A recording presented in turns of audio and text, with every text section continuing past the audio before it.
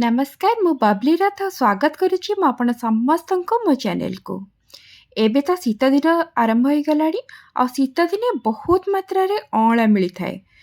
तो आज आम प्रस्तुत करवा से अँला को लेकिन मीठा अँला आचार। तो चलते एबे आम प्रस्तुत करनबा अँला आचार।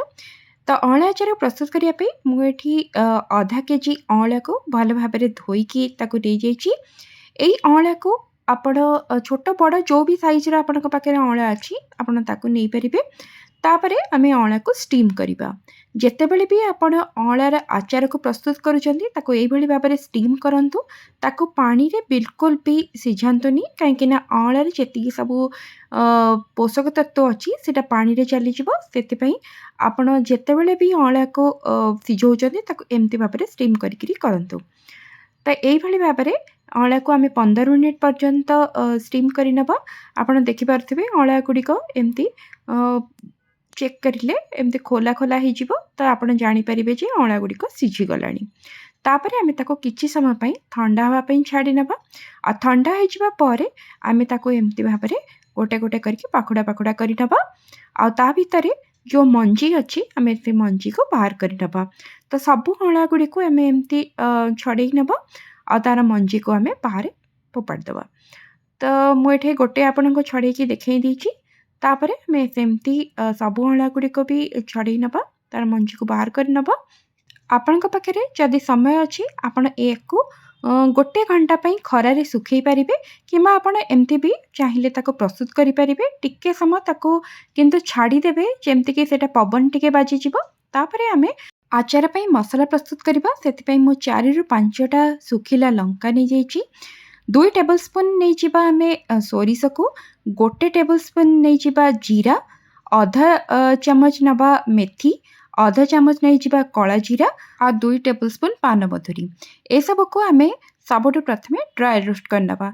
ताको बेसी भाजबेनी जेमती कड़ा करके जदि भाजीदेवे तार कलर चेंज हो किंबा पोड़ी ताले आमर मसलार भल बास्ना आसबनी। से आप अल्प अल्प ताको भाजी ने लो फ्लेम रे ही भाजबे। तापर से ठंडा हो गला परे आमे ताको गुंड करनबा।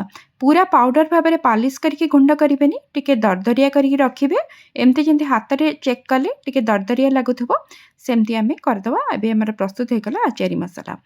तापर आम गोटे कड़ई रे आधा कप सोरिष तेल को गरम करवा। तेल भल भाव में गरम हो आम से आधा चामच कला जीरा को ऐड करवा आ आधा चामच हिंगू को भी ऐड करवा। टिके जितेबाला कला जीराटा फुटिला भाया टिके टिके गरम होपर आम जो सिझे रखी अँला को से अँला को आम एबे तेरे ऐड करनबा। तापर ताको गोटे थर तेल सांगे मिक्स करवा। मिक्स कर सारिबा परे आमे से बाकी जहाँ जिनस आमर ऐड करिवार अछि आमे ताको ऐड करवा।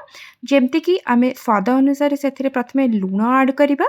लुण ऐड कर सारिबा परे आमे अल्प टिके हळदी गुंड ऐड करवा, बेसी ऐड करिवेनी। तापर आमे से ऐड करवा कश्मीरी लाल लंका गुंड को जो कि भल कलर आसिबो। तापर 1 कप गुड़ को आम से ऐड करवा। आ गुड़ ऐड कर सारिबा परे आमे एमती ताको मिक्स करनबा। आपण पाखे जो भी गुड़ अवेलेबल अच्छी आपण ताको यूज करें। गुड़ जितेबाला मेल्ट हो आम जो आचारी मसला को प्रस्तुत करके रखी ताको आम एबे ऐड करवा। ऐड कर सारिबा परे ताको मिक्स करवा। आ मिक्स कर सारिकी ताको आम 4 ରୁ 5 मिनिट पर्यंत आउ थे माने फुटापी एमती गुड़ सांगे छाड़ी नवा। तो एमती 4 ରୁ 5 मिनिट फुटी जावा परे एबे हमर आचार प्रस्तुत हो गला।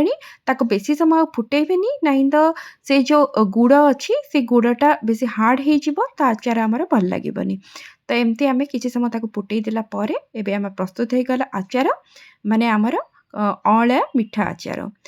तो या आपण स्टोर करिकी काच जार रे रखिपारे। तो आपण एभली भाव में आचार को प्रस्तुत करंतु आ खांतु। आपण अनुभव मो सहित निश्चय शेयर करिए। वीडियो जदि भल लगिला ताले ताको लाइक और शेयर निश्चय करदेवे। रहूची नमस्कार।